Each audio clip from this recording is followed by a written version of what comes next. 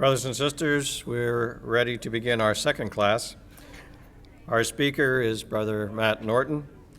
The theme for Brother Norton's classes this week is the life of Daniel. Today's class is entitled God or Man. Brother Norton.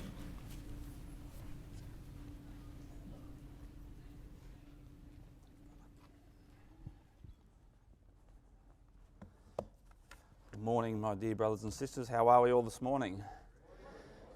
That's excellent to hear. Well, guess how far further on we are than yesterday, from chapter 2 to chapter 3. Guess how many years we've traversed just overnight?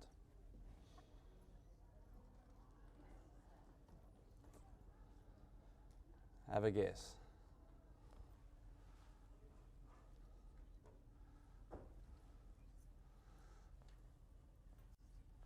Can't go on till you guess. Yes, it's around about 18. There's a bit of conjecture about exactly how long it is, but many people think it's around about 18 years, and it sort of coincides. Well, where's Daniel? 18 years. Where's Daniel? At the time when you're going to bow down to the image, was Daniel sick this day? Was Daniel sitting beside Nebuchadnezzar up on the platform like that? And he wasn't required to bow down? I don't think so. Where could Daniel have been? What could be the answer for this?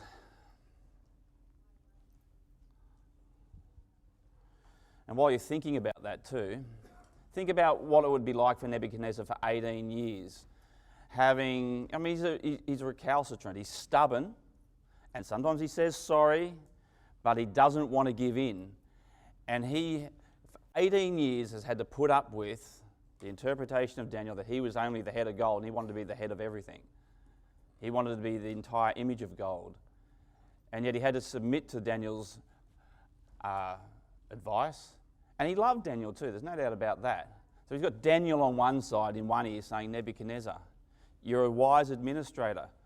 And I know it's hard for you to look back on your history and look at Nimrod's kingdom and Babel and to have to submit to that dispersion. I know you want unity, but you can't have unity without God. And unfortunately for you, it's the God of the Jews. And that must have been difficult for Nebuchadnezzar to understand and to accept, because on the other side, he's got his Babylonian advisors, the wise men, and they're in his ear too, saying, it's nothing. It was a fluke. It was some weird Jewish Jedi mind trick that he guessed what your thoughts were in your mind, and that he understood the dream. And anyway, who's to say, Nebuchadnezzar, you can't circumvent that interpretation? You can't change it. Why shouldn't you be the head of gold, and the breast and arms of gold, and the belly and thighs of gold, and the legs of gold, and the feet of gold? No stone will ever take this kingdom out. And it must have been hard for Nebuchadnezzar wrestling with that all the time. And he's a great God king, and he wants to be God. This chapter is all about chapter 2. This chapter is Nebuchadnezzar saying, that's it. I'm going to predict the future. I'm not having the interpretation.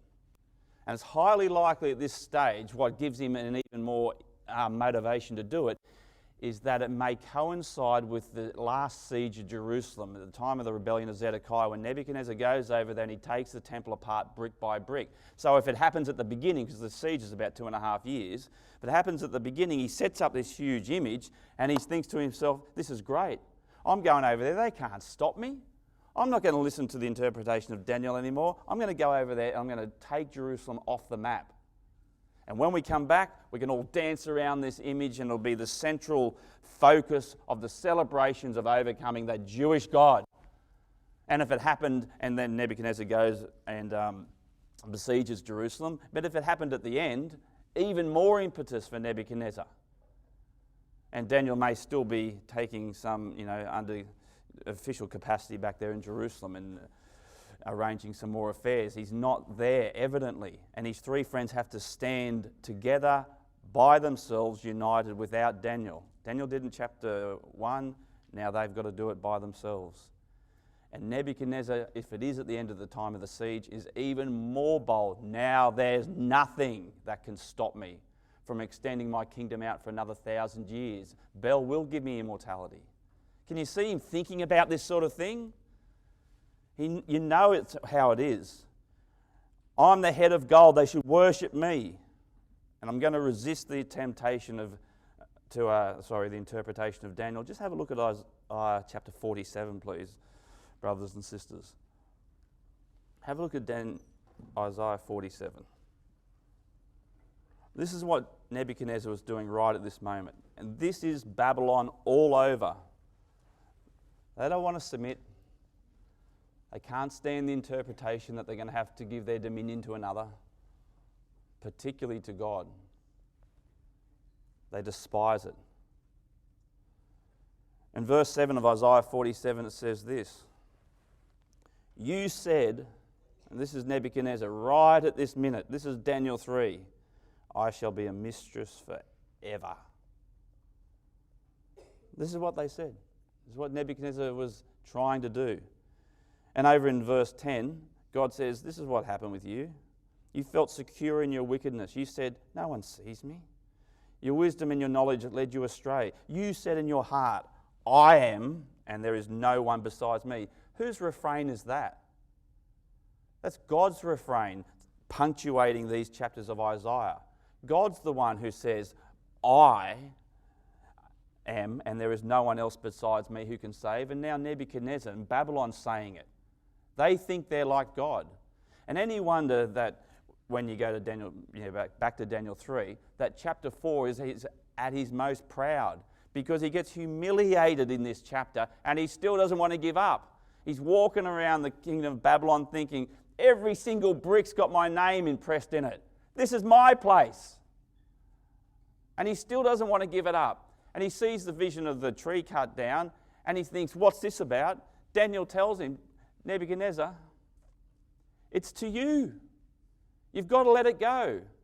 And evidently at this time, he must have been treating the poor and the weak badly, out of anger and frustration and spite. Because Daniel says, here's my advice to you. Break off your sins by being a little bit more humble and treating the weak and the poor nicer. And so for 12 months he tried to do it. For 12 months, his pride didn't get the better of him. And he accepted Daniel's interpretation, that he would only be the head of gold. He'd have to give way to silver and brass and iron. But it was hard. And one day he woke up again and he looked around and he thought, there's no way this could ever fall. Look at how big this place is. And I built it for my glory. This is Babylon the Great, which I built. And boom, God takes him out again. This is what Daniel 3 is about. And now Nebuchadnezzar, in the vein of Isaiah's forecast, is attempting to predict the future. And he feels like he's ready to sit the God test. You know how you do a whole, few semesters of study and you get educated and you've got to go and sit a test, right? I hate tests. But what's the God test? All the wannabe gods come into the hall and all the papers are there. What's the God test?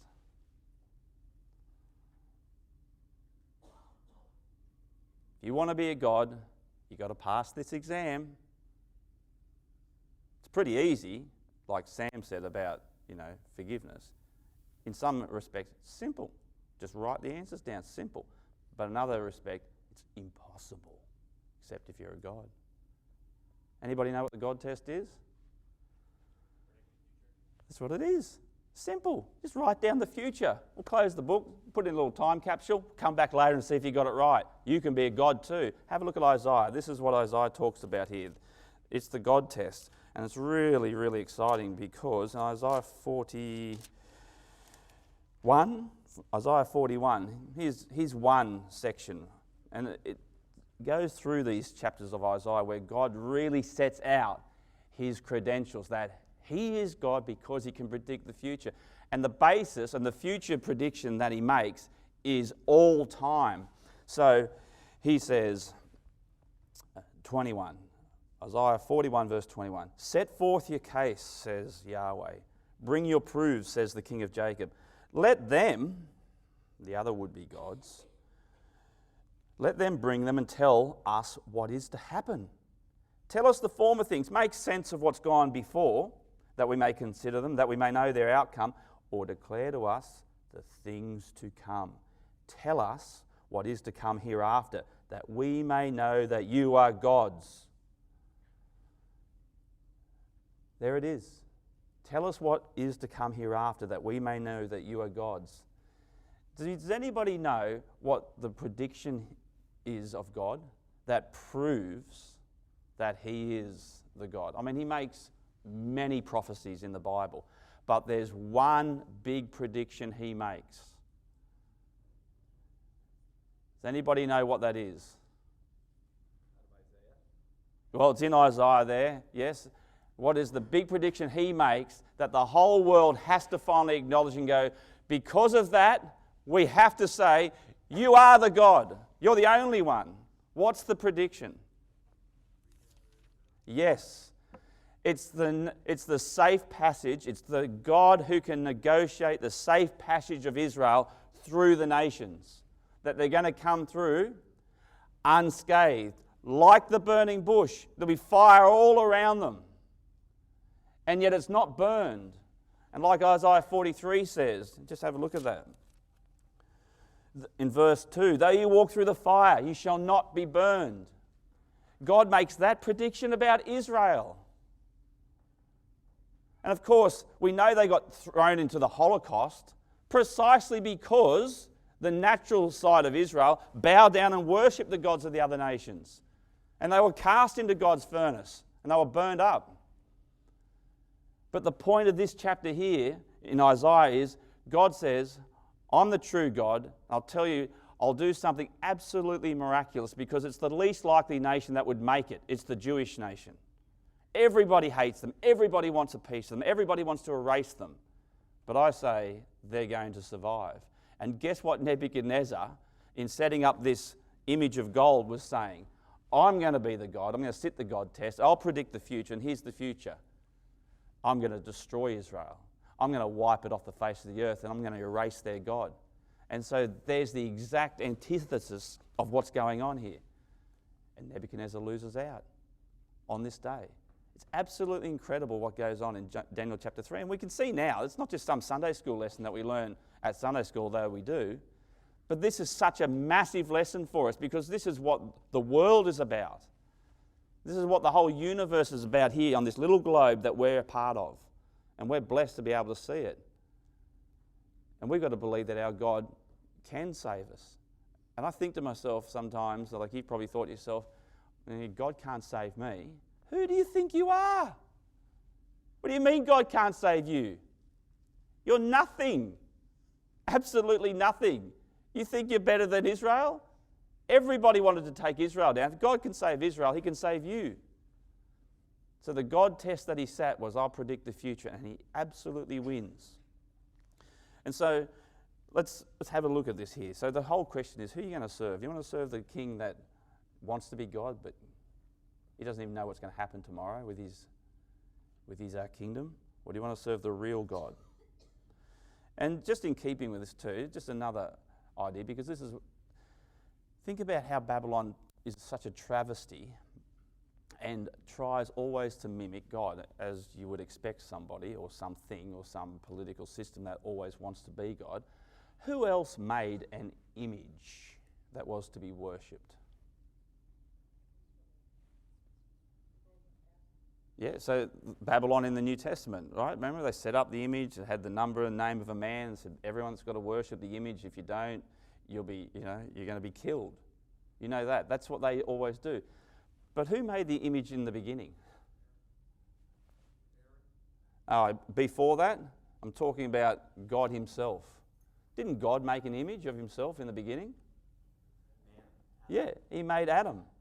God made an image. But isn't it extraordinary? What was that image meant to do? Was it meant to turn around and worship self? It was meant to worship him and reflect him. And so you have these ideas going on in this chapter here. All these contrary ideas. So where's the image set up? It's in Dura in the land of Shinar, because we know it's in the land of Shinar from chapter 1, where Babylon was, but he's found another little plain, evidently in chapter 3, called Dura, whatever that is and wherever that is and whatever that means, in the plain of Dura in the province of Babylon. And so he sets up this big image. And what is this image? What was it? Did it have Nebuchadnezzar's face on it?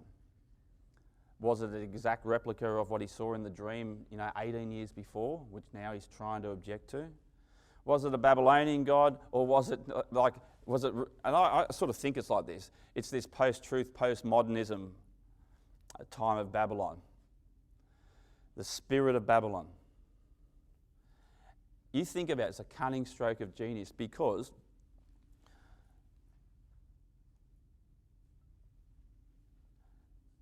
you could have your own gods still. You could worship any god you wanted to in Babylon. They allow that. It's postmodernism. And they're all true. And it doesn't matter which one's true, post-truth. This is the time. But it's a stroke of genius, because Nebuchadnezzar at least requires, you can have your own gods, but you've also got to worship this one. And he's got this central focus around which he wants to remember, bring back the dispersion of Babel. He wants them to unite. So for Jewry, for every nation that was there centred in Babylon, this is the most impressive statue that any Jew would have ever seen. And it's the largest crowd of dignitaries. I mean, look what it says. For goodness sake, the king Nebuchadnezzar sent to gather the satraps, the prefects, the governors, the councillors, the treasurers, the justices, the magistrates, and all the officials of the provinces to come to the dedication of the image. So this is really big. This is highbrow. And for any other witnesses from, the plebs that were there, this would have been some exciting ceremony to be part of. Come to the dedication of the image that Nebuchadnezzar the king had set up. And I guess you should have, if you haven't done it, you should be going through there. Nebuchadnezzar set up, Nebuchadnezzar set up, Nebuchadnezzar set up, all the way through. And the other one about the burning fiery furnace, the burning fiery furnace. The burning fiery furnace. Look at this. It's the largest crowd ever, representing as many nations imaginable, united around a single project, which has got a religious tinge to it. And they even had a fiery furnace, just like Babel did. And it's funny, they're going to throw people into the burning fiery furnace. Nebuchadnezzar never made the furnace and said, "Oh, guess what, everyone? I've got a new torture instrument. It's going to be so fun throwing people into that." Does anybody know what the furnace was for? And?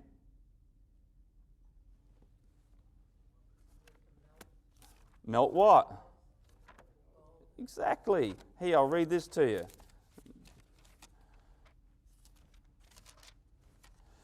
Proverbs chapter 17 and verse 3 says, "The crucible is for silver and the furnace is for gold." So where do you think that image came from? Right? It didn't just, go abracadabra. That's what it came out of, the fiery furnace. But the great thing about fiery furnaces is they do have a dual application. You can torture people in them if you want to. So it's fantastic. It's a great thing to have in the backyard. And it's exactly like the European project today, and I wouldn't be surprised. I know it's going to happen. The Bible's pretty clear about it. The further we go on, and the more problems, especially they have with immigration and the Islamic issues in Europe, we're going to see more and more influence of the Roman Catholic Church, more and more influence of, you can worship any god you want. Of course you can. We don't want to have a phobia about any religion, but there's one religion you've got to pay homage to, and it will be, I believe, in the Western European civilization, the Roman Catholic Church. I mean, look at this. There's no doubt about it. This is for people who don't read their Bibles hardly. Anyone can see that. Anybody can see it. This is what's going to happen today. Europe will have this unifying force to it. And so, as we said, it's a stroke of genius of Nebuchadnezzar. There's no doubt about it. He expected all the officials to take this spirit of Babylonia, or this worship, this central unifying religion, back to all quarters of to Babylon and to the empire, because he wanted to keep them together. First of all, that's what he was going to do. Also, what else do you think it is? What else do you think this is a clever stroke of genius, requiring everybody to bow down and worship this image was for? What do you think the other application or the other reason that Nebuchadnezzar did it? Or at least another one. Yeah, so yes, to unite the people, to get them really excited and proud and patriotic about Babylonia. Probably had, I don't know what their flag was like, probably blue with those 12 stars around it. I don't know.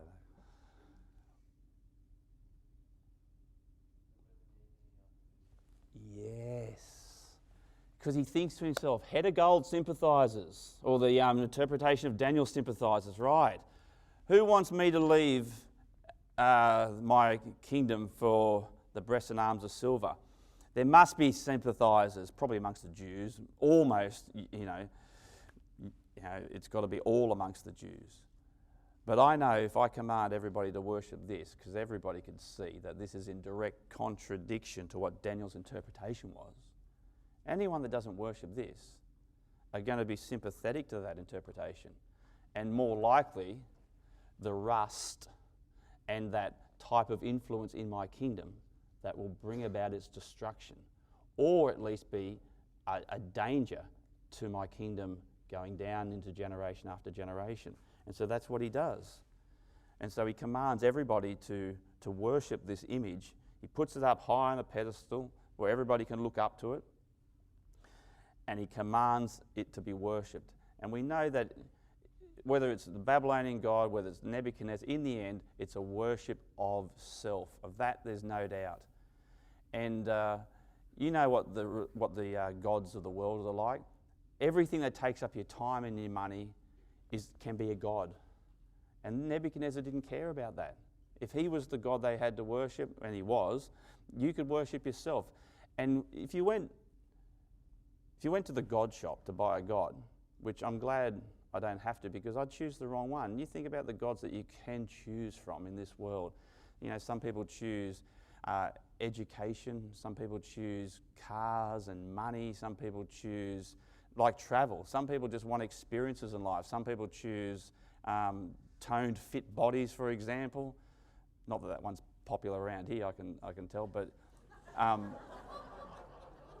but you know what I mean. It doesn't matter what there is. You spend your time on it and you will serve it. So let's have a look. Let's have a look at the types of gods that are out there to choose from. It's in Isaiah chapter 40. These chapters of Isaiah are really amazing. So God tells us the difference between the gods. And you imagine if there's a salesman selling gods. Isaiah 46. Here's a salesman selling two different gods, and God lays these choices out for us. And he says, Bel bows down, Nebo stoops. See the Babylonian gods? They can be anything you want them to be. Their idols are on beasts and livestock. These things you carry and are borne as burdens on weary beasts. You put a god on a cart and a beast carries it and drags it along, and the beast gets tired, and the stupid god can't even impart any strength to make the beast giddy up. They stoop. They bow down together. They cannot save the burden. What's the purpose for worshipping a god, by the way? My mate used to have on, a guy I used to go to school with, have on the back of his car, surfing is my religion. And he served it pretty well, but it could never save him. The only purpose for worshipping a god is that it can save. Why would you worship a god and turn to worship a god that can't save? That's ridiculous. They can't save the burden, but themselves go into captivity. So they're carting their really precious god along. The horses, the asses that are dragging along, they get tired. So everybody says, all right, we've got to have a rest. The gods need a break. And then they hear this, coming over. I mean, that's probably racists do that. I don't know what happens in postmodern society, but they come over the hill. There's a tribe of, aggressive, whatever they are. They're invaders. And they look at the god and they go, get up, go and get him. And the god just sits there. And look what it says. They go into captivity. The god can't even save itself. Why are you worshipping it? This is crazy. And then in verse 7, if you do happen to save your God from, certain captivity, verse 7 says, you've got to lift it onto your shoulders and carry it. And then you set it in its place, and then it just sits there. It doesn't even go. It cannot move from place to place. If one cries to it, it doesn't answer or save him from trouble. So honestly, who wants a God like that? Look at the difference between that and our God. So I'd be scared if I went to the God shop to choose the God, because I'd choose the wrong God every time. I get kaleidoscope eyes and get all excited about all different things. I go, oh, that's the one I want. And I'd delude myself into believing that it could save me, and it couldn't. And I'd make the wrong choice and I'd choose the wrong God. But thankfully, our God doesn't leave us with that choice. Our God chooses us, and that makes all the difference. You're walking along the street and you didn't see God and say, hey, I might have that God there. That God looks good. I'll choose the God of Israel. It didn't happen like that at all, brothers and sisters. You were walking down the street and our God chose you. He said, I'll have her for my kingdom. I'll have him. That's how it works. That's how God says it works. We like to think that we're the arbiters of our own future, but it's not that simple. This is the God of heaven. He makes us. He's powerful. He tells the future. Look at it. Look how beautifully the words here bear this out. Listen to me, O house of Jacob, verse 3, all the remnant of the house of Israel who have been born by me from before your birth and carried from the womb. It's almost God was there at our conception. He was there when we were given birth. At the time of our birth, he took us out. Even to your old age, I am he, and to grey hairs, I will carry you. I have made, and I will bear, I will carry, and I will save. That's the God I want. I want the God that chooses me. And so when we get tempted to bow down and worship the gods of our own choosing, our own making, think about the difference. Think about the contrast.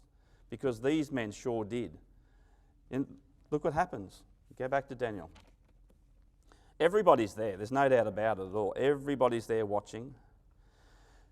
And the commands made by Nebuchadnezzar, who, at the time that you hear, the sound of the horn, the pipe, the lyre, the trigon, the harp, the bagpipe, and apparently when you look up expositors, these aren't all Babylonian musical instruments. This is diversity. This is multiculturalism. Nebuchadnezzar has included everybody. You are to fall down and worship the golden image that King Nebuchadnezzar has set up. But whoever does not fall down and worship shall immediately be cast into a burning fiery furnace. And look, we have one just here. Therefore, as soon as all the peoples with that incentive heard the sound of the horn, the pipe, the lyre, the trigon, the harp, the bagpipe, every kind of music, all the peoples, nations, and languages fell down and worshipped the golden image that Nebuchadnezzar set up. And the consciences of those three men, you imagine, they're standing there, everybody just prostrates themselves. Prostrates, I always get that word wrong, sorry. Fall down. And the pressure on their shoulders just to go, just bow down. It's not going to be, 10 seconds. It doesn't even matter. Their consciences say, no, I'm not going to do it. And you're one of the ones that have bowed down. You're looking up, just squinting out of one eye, and you're thinking, oh, this is going to be good.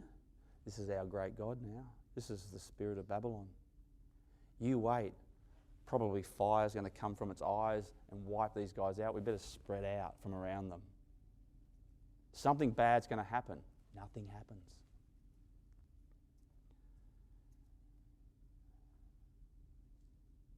And you have to think about it even later that night when they get home.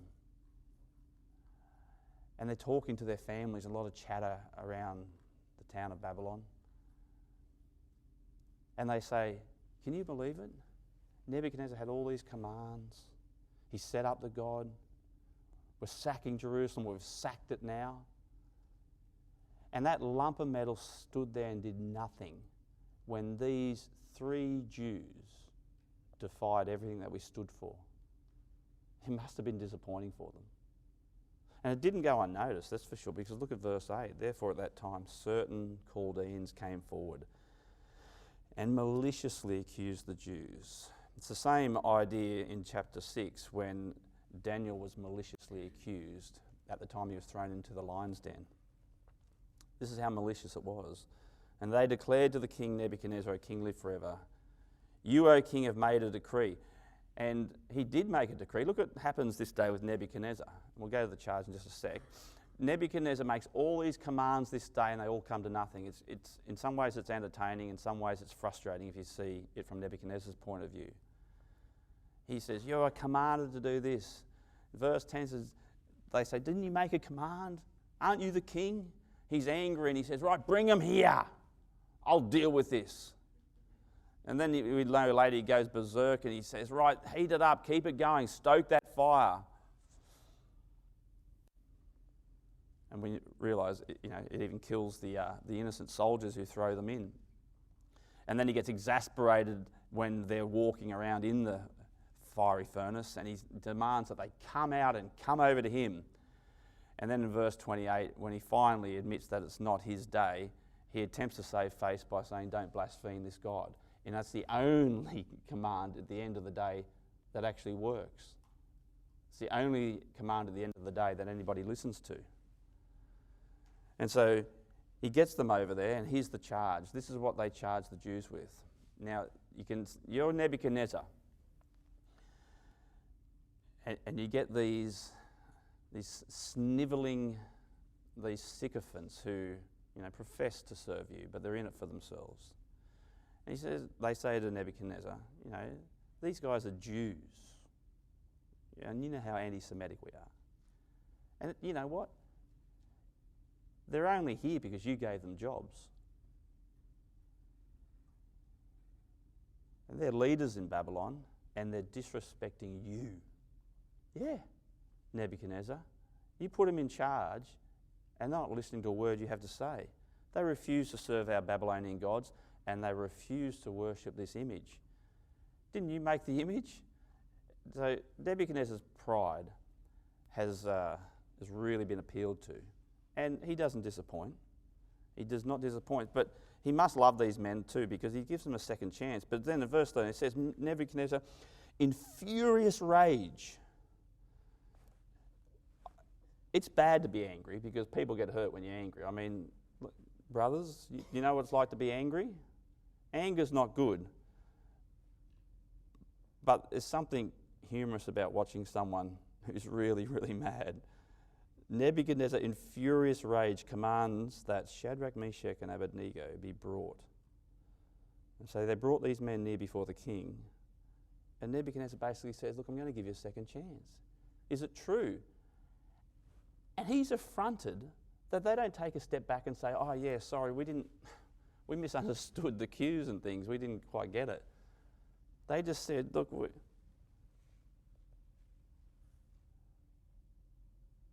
O King Nebuchadnezzar, we have no need to answer you in this matter. If this so be, our God whom we serve, one, he's able to deliver us from the burning fiery furnace. He could do that. And two, and this is the catching point, you've got no power at all because he will deliver us out of your hand. And they just say it flatly to him. No apologies. And it doesn't mean they're not sitting there shaking like this, adrenaline, fear and faith all mixed together. But they say it. If God wants to, do what you like, Nebuchadnezzar. We're not bowing down. You could throw us into there. God could get us out if he wants to. They're not certain of that. But they know this, and this is absolutely certain. Doesn't matter what happens today, we're going to be delivered out of your hand. Either through death in the furnace, you can't do a thing to us then, or if we come out, you can't touch us. Well, this doesn't go down too well with Nebuchadnezzar. Let me tell you that. Look what it says. That Nebuchadnezzar was filled with fury, and the expression of his face was changed against Nebuchadnezzar. As anybody, I get my kids to do it. I should have taken a photo. like hold their breath and do that really crazy face so the veins on your neck stick up and your ears go pink and purple. That's what happened with Nebuchadnezzar. In fact, the word there, fury, have a guess what the word fury means. This is really good because you get the idea of what the real metaphor is here. What does fury mean? Burning? Yes, it means to be hot. Like really, really hot. How hot? 7 times hot. That's how. You know Nebuchadnezzar hasn't been this angry for 18 years. He is really filthy at the moment. And he's apoplectic.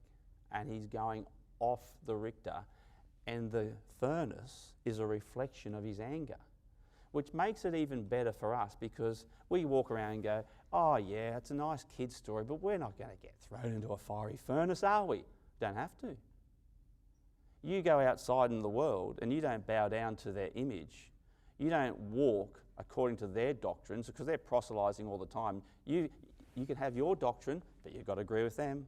You can have your God, but you've got to bow down to their gods as well. If you don't bow down to their gods, what do you get? You get people screaming in your face. You have Antifa all over your news, everywhere, chucking milkshakes on people. It's not getting stopped. Screaming at people that just disagree with them. In their face, red hot anger. That's the fiery furnace today. That's the persecution today. The expression of his face was changed. He was full of fury. It changed against Shadrach, Meshach, and Abednego. And the contrast here is simply amazing because he's the one that gets changed. They get thrown into the fiery furnace and they come out unharmed. Nothing is changed about these men. And the furnace is heated 7 times more hot than it should have been. Whatever that means, it just means this is dangerous. And he orders some of the mighty men to throw them in, and in they go, and the king's command was so urgent. Where does it say that the king's command? See verse 22, because the king's order was urgent and the furnace was overheated. That word urgent is the same as in chapter 2, verse 15, when Arioch explains to Daniel that the king's command to kill all the wise men is urgent because he was that mad. 18 years it's been since he was this mad. He does not want to be only the head of gold. You have to feel for Nebuchadnezzar. This is a fight for his life. This is a fight for everything he believes in. If you've ever preached the truth to somebody, they don't want to let go. They don't want to let go. And they get angry. So, the flame of the fire killed those men that took up Shadrach, Meshach, and Abednego. We know what happened.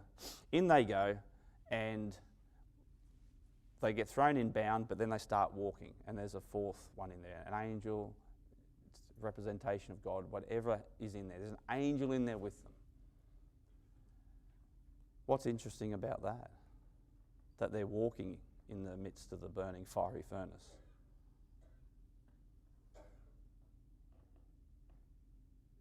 They went in bound. The only things that were destroyed were the things that bound them. If you want to link that to mortality, you can. But, they're walking around like this in the fiery furnace. I don't suppose there's much room in there to go. And Nebuchadnezzar's looking in. He says, "What's going on? How many do we put in?" 3, sir. 3? Well, there's 4 in there. And he makes this command like, "Come out." And I can imagine going, I'm just kidding, I'm not coming out yet. It's getting cold in here. So, sorry, it's my silly brain. I know I'm smug about this, but Nebuchadnezzar, this was his day. His day. And they're ruining his day. What does that remind you of? Here's Nebuchadnezzar. There's the furnace of Babylon.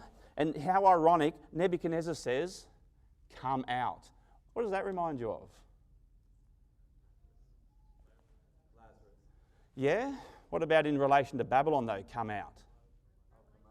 Yeah, isn't it ironic the king of Babylon saying, "Come out"? That's Revelation chapter 18 and verse 4. There's an irony there. He's echoing the call of God to come out of Babylon to them. It's really incredible what's going on. Everything's going wrong for Nebuchadnezzar. God's turned it all on its head. He's the only God that can predict the future. Nebuchadnezzar doesn't even know which way is up or down. Come out and come here. And so they come out, and the satraps and the prefects, all of these high council here with Nebuchadnezzar, it says, they see. They're gathered together, against the Son of God. They're gathered together, and they saw that the fire had no power over the bodies of those men. The hair of their heads weren't even singed. Their cloaks weren't harmed. They even smell like fire. The whole thing's utterly amazing. So Nebuchadnezzar answers and says, "Blessed be the God of Shadrach, Meshach, and Abednego, who had sent his angel and delivered his servants who trusted in him and set aside the king's command." Now, it's hard to believe that he's so contrite about this. He's gone from just 7 times more angry than he's probably ever been, so determined in his hatred against the Jews and the Jewish nation and the Jewish God, to instantly admitting that the king's command had been set aside, because that these men would rather serve their God than worship any other. And then he makes this decree that any people or nation or language that speaks anything against... Oh, by the way, I should mention as well, yes, I will mention, when he tells them to come out, I wanted you to see this, when he tells them to come out and come here, he calls them servants of the Most High God. He calls them the servants of the Most High God. Does anybody know when that term first occurs? Yes, it's Melchizedek. He says it 4 times about being the servant of the Most High God. And that was in connection with another defeat of Babylon. So Nebuchadnezzar, when he calls them out and he calls them, he acknowledges defeat, because he's calling their God the same title that the priest of that God had at the defeat of their ancient city of Babylon once more. Amraphel, king of Shinar. And Nebuchadnezzar's acknowledging defeat. That's why I love him. He can say sorry. He's better than me. You've got to squeeze sorry out of me. But he says, okay, I get it. I give up. And then he says, I'll make this decree. Any people, nation or language that speaks anything against the God of Shadrach, Meshach, and Abednego shall be torn limb from limb, and their houses made dunghills. And again, where's that reference from? You'll be torn limb from limb, and your houses will be made dunghills. Why did he say that same threat of punishment?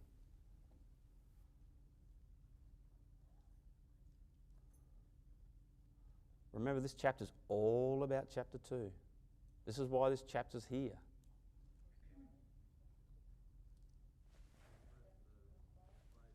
Yes, remember, if you don't give me the dream's details and then the interpretation, I'll tear you limb from limb. And I'll make your houses dunghills. So Nebuchadnezzar says it here again, and he refers back to it, because obviously, reluctantly, he's at least publicly accepting that interpretation of Daniel 2. He's at least acknowledging and saying, okay, I get it. You're saying I'm just going to be the head of gold, and there's nothing I can do to predict the future that I can make this whole image of gold and continue my empire.